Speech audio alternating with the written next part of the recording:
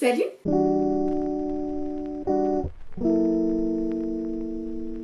Aujourd'hui je suis super heureuse de vous retrouver pour une vidéo un petit peu spéciale, une vidéo qui va parler de ma collection de tarot. Pour celles et ceux que ça intéresse, j'ai déjà fait une vidéo à ce sujet dans laquelle je vous explique un peu ma pratique, comment est-ce que je tire les cartes, dans laquelle je vous présente aussi quelques jeux de tarot. Je vous la mets en petite fiche juste ici si vous voulez aller les voir. En tout cas aujourd'hui cette vidéo c'est vraiment pour vous présenter ma collection de jeux qui s'élève à, je me suis noté 18 jeux, et en fait j'ai décidé de les classer suivant les 4 éléments, donc le feu, la terre, l'air et l'eau, parce que en fait dans ma pratique du tarot je travaille beaucoup avec les symboles liés aux éléments. J'ai oublié mon thé. J'ai oublié mon thé. Ah voilà, je me sens mieux.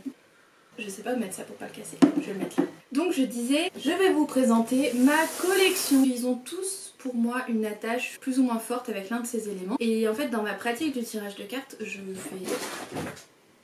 C'est mon chat qui pète des plombs. Instinctivement, quand je tire les cartes avec un jeu, eh bien je l'associe plus ou moins avec l'un des éléments. Donc je me suis dit que ça pourrait être sympa. Ils sont tous là mes bébés. Je vais mettre la caméra au-dessus. Elle était nulle cette intro. J'arrive plus, ça fait longtemps que j'ai pas fait de vidéo, mais c'est un peu compliqué tout ça.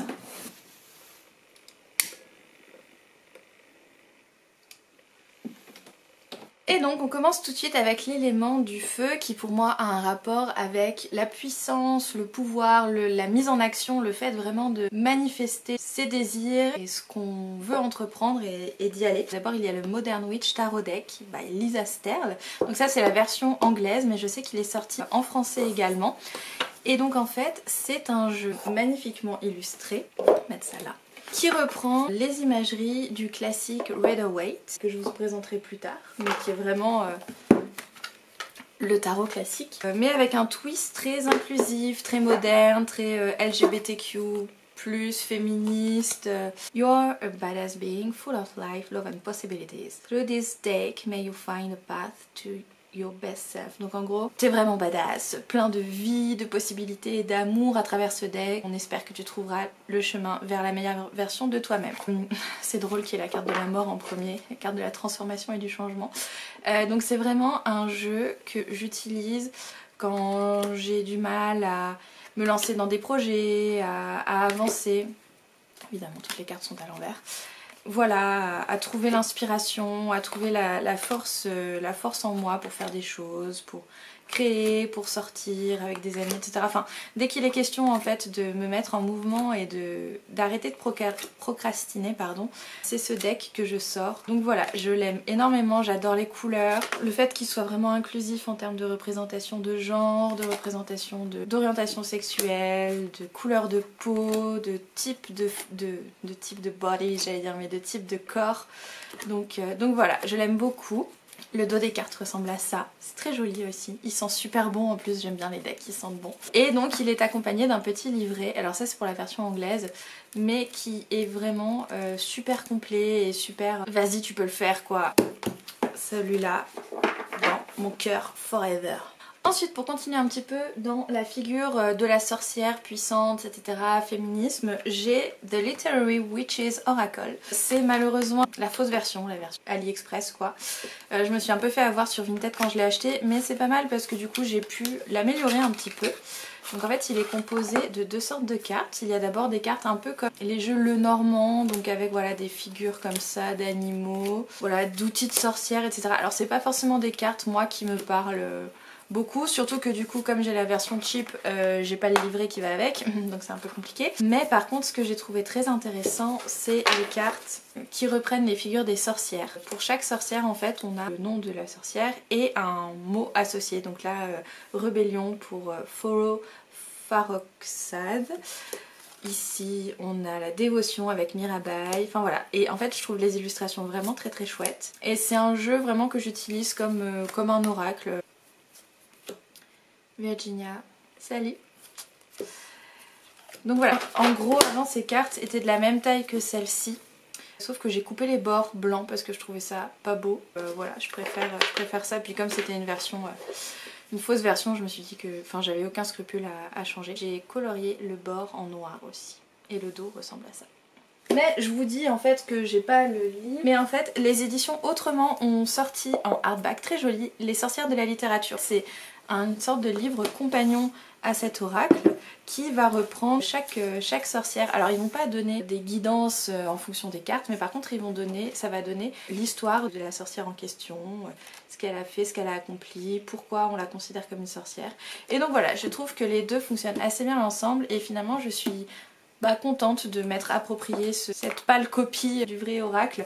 Je pense que ces cartes, je vais les utiliser peut-être dans mon bullet journal, voilà, pour faire du scrapbooking, mais vraiment elles me parlent pas du tout, donc voilà.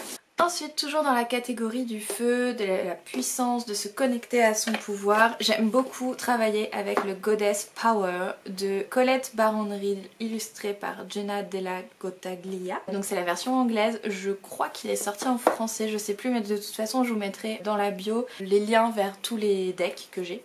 Français et anglais, enfin bref, les deux versions si disponibles. Ici c'est un oracle qui reprend plein de figures divines, de déesses, de déités, de plein de cultures différentes.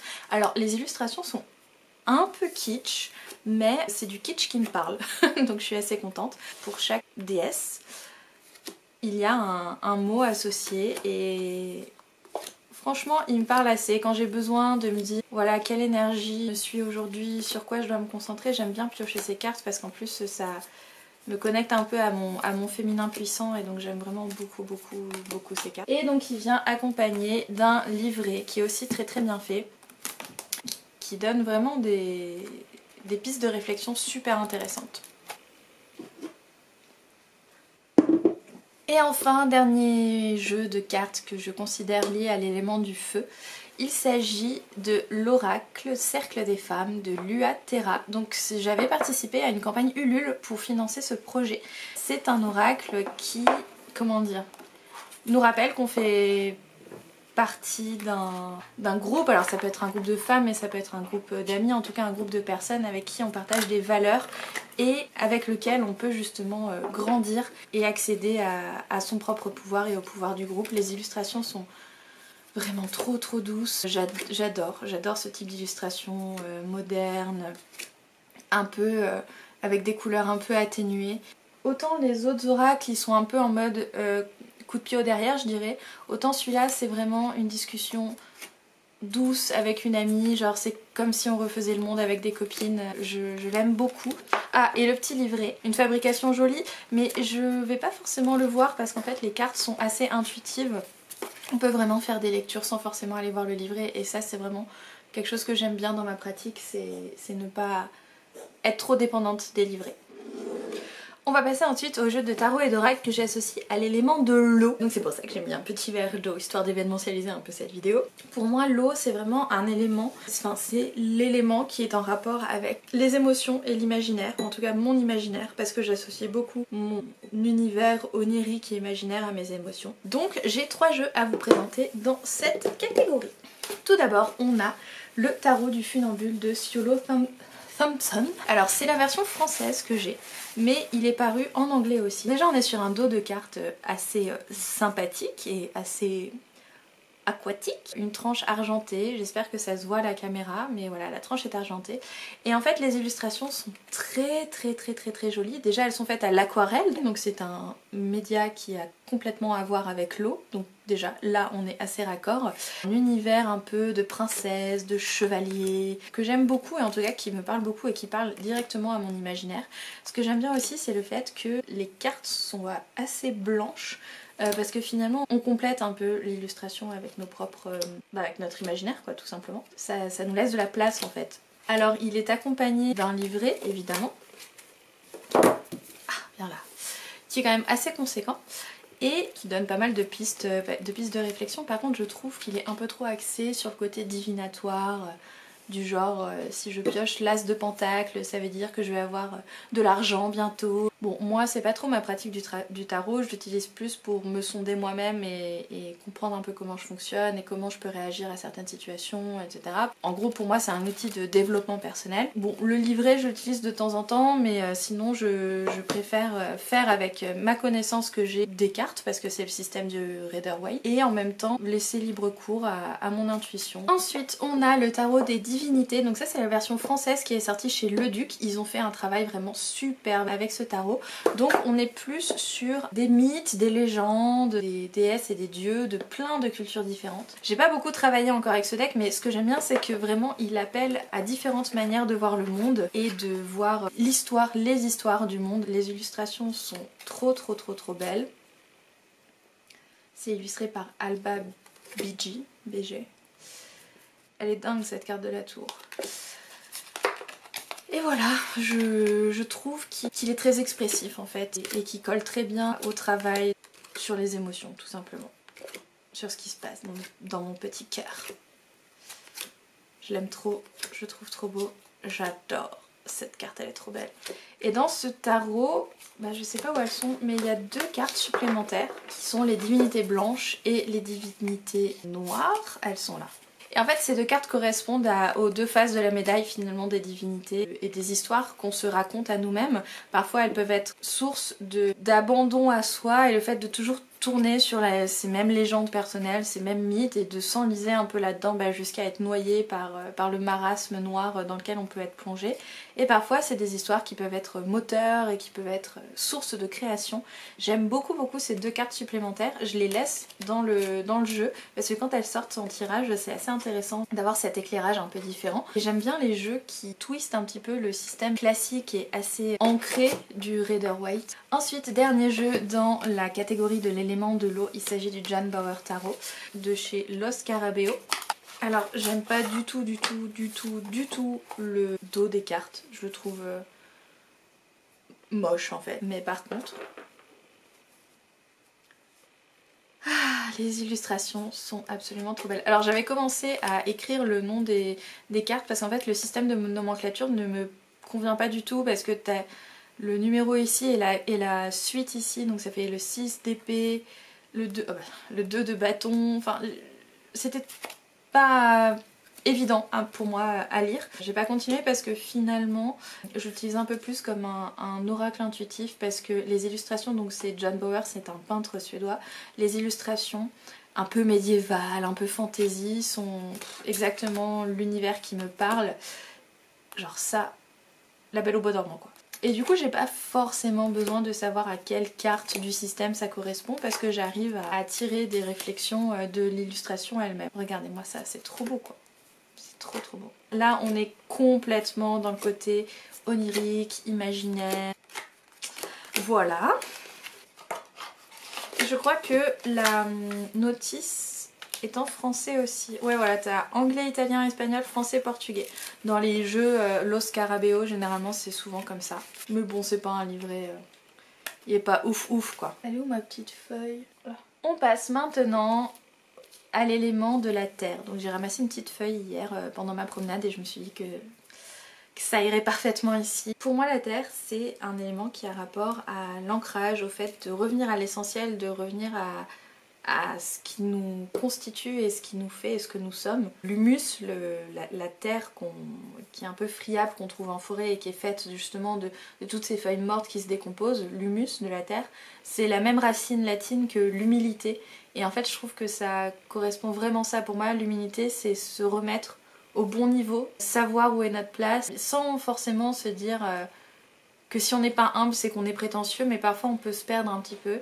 Et l'humilité c'est aussi se dire j'ai le droit de pas être au top tout le temps. C'est un peu ce côté de retour à soi, de retour à la terre et de retour à l'essentiel. C'est un élément qui me parle énormément parce que c'est l'élément auquel j'associe le plus de jeux de ma collection. Coïncidence ou pas, c'est aussi l'élément de mon signe astrologique puisque je suis taureau. Voilà, on commence tout de suite avec...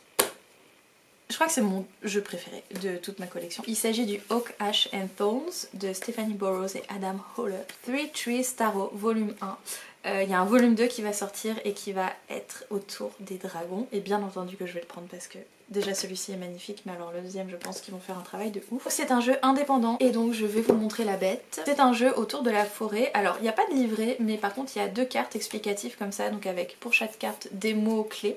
Et c'est vraiment suffisant, parce que c'est vraiment suffisant, vous allez voir, les cartes sont tellement bien illustrées qu'il n'y a pas forcément besoin de plus. Déjà, est-ce qu'on peut parler de ce dos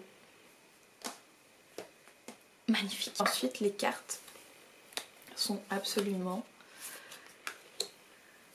superbes. Je sais pas quoi vous dire, vraiment. C'est un jeu qui me parle énormément. J'aime beaucoup le fait que, en gros, on n'est pas au-dessus des arbres avec des paysages immenses à perte de vue et tout. On est vraiment à hauteur des animaux et ça rejoint ce que je disais sur l'humilité et sur le fait de se remettre à la bonne hauteur. On est au pied des arbres avec les lapins, on est dans les arbres avec les écureuils, enfin c'est vraiment trop chouette, on est vraiment au cœur de la forêt, ça sent le sous-bois, enfin c'est vraiment trop bien.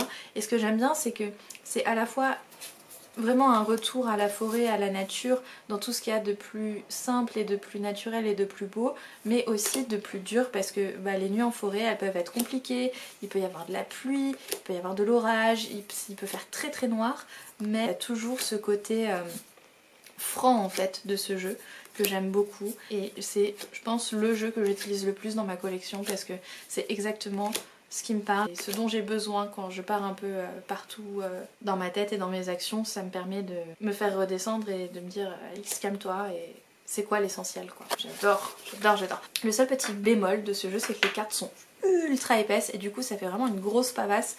Et à mélanger, c'est pas le jeu le plus simple du monde. Je suis obligée de le mélanger en 2 fois comme ça, je peux pas prendre l'entièreté du paquet. Donc bon, c'est un petit bémol, mais vraiment petit comparé à la qualité du jeu, des messages, de l'expérience. Je l'adore. Ensuite, on passe sur un petit oracle à qui j'ai fait une petite boîte. Et donc, il s'agit du petit oracle de la forêt.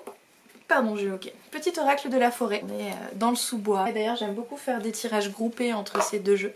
Je trouve qu'ils vont très bien ensemble. Donc en fait, c'est simplement un mot avec un petit message. Donc par exemple, voilà. Ce que j'aime bien faire, c'est je mélange et je me dis quel est le message, voilà, sur quoi je dois me concentrer aujourd'hui.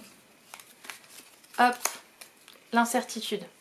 Les nuages de gris dans le brouillard finiront par se dissiper. J'aime bien, c'est mignon, c'est chou, c'est facile, il n'y a pas besoin de livrer, c'est chouette, c'est beau, je l'aime. Ensuite, toujours dans l'élémentaire, on a le Sacred Earth Oracle qui est disponible en français aussi je crois. On entre un peu plus, je sais pas comment dire, dans le côté un peu mystique du pouvoir de la terre en fait et des éléments. C'est un jeu qui est assez intéressant parce que bon déjà, le dos des cartes, bon il est classique, mais alors les cartes en elles-mêmes, elles sont absolument merveilleuses. Une illustration et un mot à chaque fois. Ce que j'aime bien dans ce jeu, c'est que ça personnifie un peu la Terre, la planète Terre, tout en restant quand même assez tellurique. C'est vraiment pour moi comment est-ce que la matière exprime son pouvoir et surtout sur cette carte là, je trouve ça absolument hallucinant. En fait ce que j'aime beaucoup dans le livret c'est que donc on a d'abord la guidance entre guillemets, donc le message qu'on doit tirer des cartes et ensuite pour chaque carte ça nous explique un peu un truc sur la planète, par exemple comment est-ce que je sais pas les volcans se forment ou voilà, c'est vraiment lié l'activité de la planète à une activité, à une réflexion un peu spirituelle ou psychologique. Franchement je le trouve vraiment très bien. Ensuite toujours dans l'élémentaire on continue, on a le tarot du bien-être qui est mon premier tarot qui m'a fait oh je suis un peu émue qui m'a fait m'intéresser à cet outil et l'adopter complètement. Le livret ressemble à ça, donc c'est aux éditions First en français. C'est vraiment je pense le bon tarot pour commencer parce que le livret est excellemment bien fait, il y a tout un avant-propos sur comment est-ce que le tarot est construit, comment lire les cartes, la numérologie, les éléments. C'est d'ailleurs grâce à ce livre que je me suis rendu compte que les 4 éléments avaient vraiment un impact sur moi. qu'en tout cas ça me parlait beaucoup. Et les descriptions des cartes sont assez bien faites et vraiment tournées développement personnel. Ma pratique du tarot c'est ça. Et donc au niveau des cartes, je pense que vous le connaissez mais je vais quand même vous le montrer. On est vraiment sur un mélange entre d'anciennes planches d'anatomie vintage et des fleurs. Et en fait ce que j'aime bien c'est que ça nous rapporte encore une fois à ce sentiment un peu d'humilité. Le fait que bah, finalement à la fin tu es poussière et tu redeviendras poussière. Ce côté très éphémère de la vie et en même temps très naturel quoi. Après ce qui me chafouine un petit peu c'est que les arcanes mineurs sont, en anglais ils disent peepish, mais en gros il n'y a pas forcément d'illustration quoi. Le 4 de pièces c'est 4 pièces quoi. Le 6 de bâton c'est 6 bâtons. Donc il faut se reporter assez souvent au livret, mais pour apprendre le tarot je pense que c'est quand même pas mal. Et même si c'est plus forcément un tarot qui correspond à ma pratique parce que j'arrive pas à me tirer les cartes avec des arcanes mineurs qui sont si peu incarnées, il va rester dans ma collection parce que c'est mon premier et que les premières fois sont importantes. Et enfin le dernier que j'associe à l'élément terre, c'est le Terra Oracle Deck. Donc c'est un oracle indépendant qui m'a été offert par mon chéri d'ailleurs. Vous voyez que je l'utilise assez beaucoup parce que la boîte est complètement défonce. C'est un oracle de 100 cartes.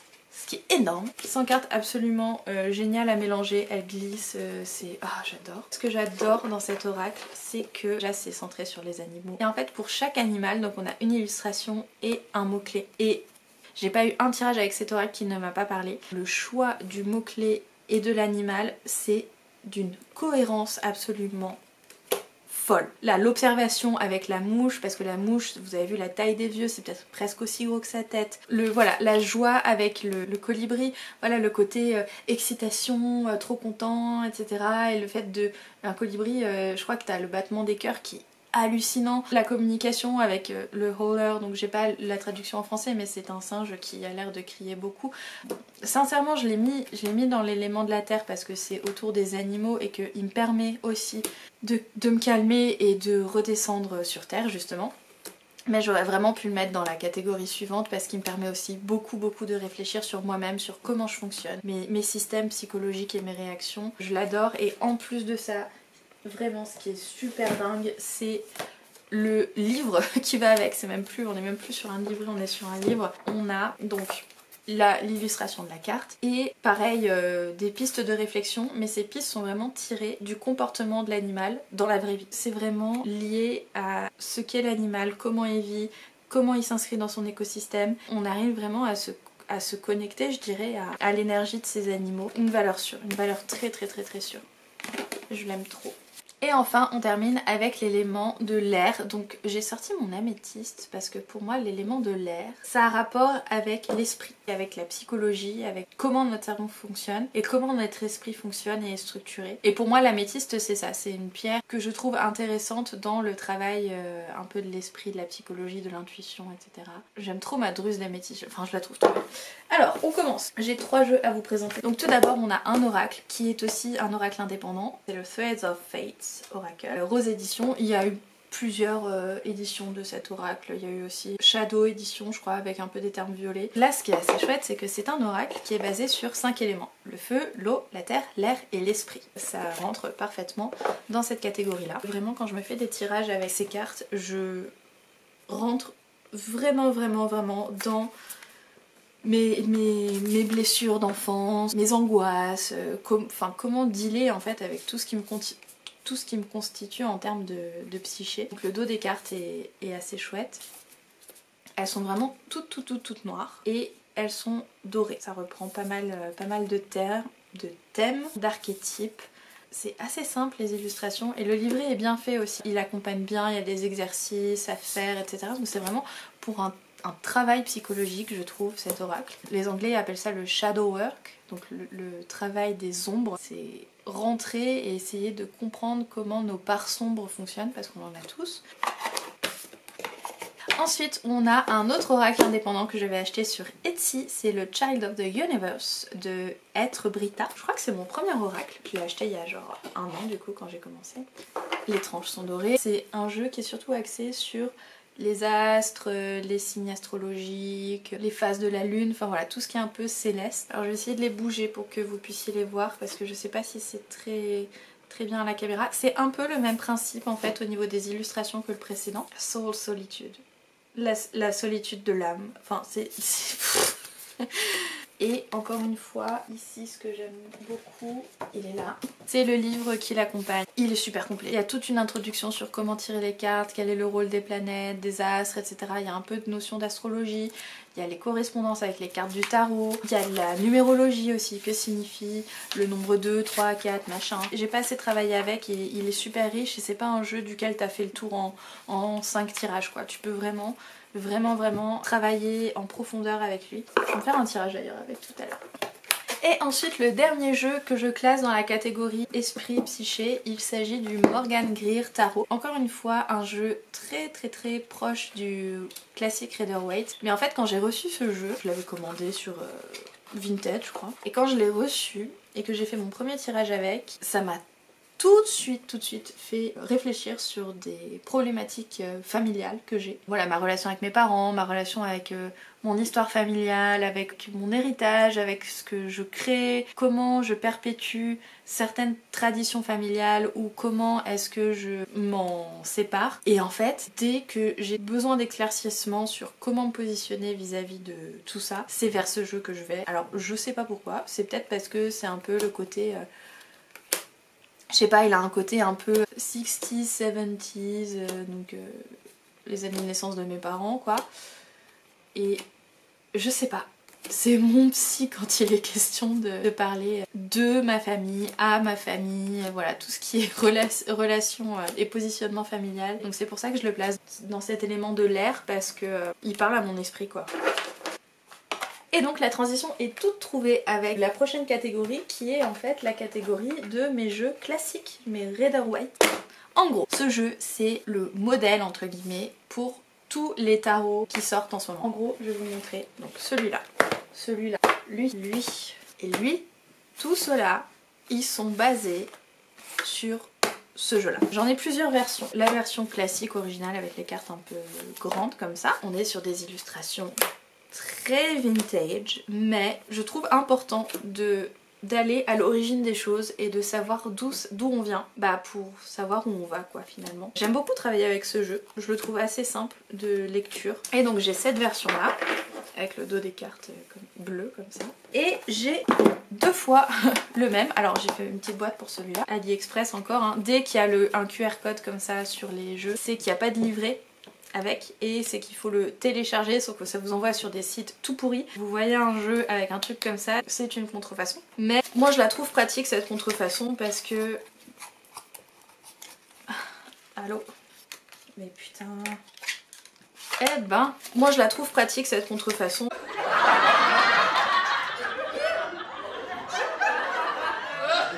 On y est arrivé. Donc c'est assez sympa, c'est un format un peu petit et en fait ce qui est bien c'est que comme c'est une version cheap, j'ai commencé à suivre le cours d'une youtubeuse canadienne je crois qui nous apprend à associer à chaque carte un mot-clé qui va débloquer une sorte de carte mentale pour accéder à l'analyse de la carte en général. C'est un cours qui est super bien fait que je vous invite à suivre, je mettrai la fiche là-haut. En fait j'utilise ce jeu pour, vous voyez, marquer le fameux mot, donc pour le fou c'est risque, pour la High Priestess c'est les secrets, l'intuition. Et je me suis aussi procuré du coup un autre exemplaire de jeu dans ma petite boîte que j'ai faite. Et donc là c'est exactement le même mais je n'écris rien dessus. Et voilà, c'est la fin de... Oh, je vais défoncer ça. C'est la fin de ma présentation de ma collection de jeux de tarot et d'oracle. J'espère que ça vous a plu. N'hésitez pas en commentaire à me dire si vous voulez que je vous fasse un walkthrough, donc que je vous présente toutes les cartes d'un jeu qui vous a marqué. Voilà, ça pourrait être intéressant aussi, je pense, de comparer les tarots, par exemple, le tarot de la sorcière moderne avec le Rider-Waite original. Moi c'est ce que je fais quand je reçois un nouveau tarot, c'est que je le compare toujours à celui-là pour voir comment est-ce que l'illustrateur ou l'illustratrice a repris justement les symboles originaux et les a remaniés ou les a complètement gardés tels quels. N'hésitez pas à me dire avec quel jeu vous voulez que je le fasse. Donc on a le Modern Witch, Cash and Pawn, le Tarot des Divinités, le Morgan Greer, John Bauer Tarot, qui ne va pas tenir, et je crois que c'est tout, les restes c'est des oracles. Ah non, le tarot du funambule aussi. Donc voilà, n'hésitez pas à me dire quel jeu vous voulez que je compare à celui-là.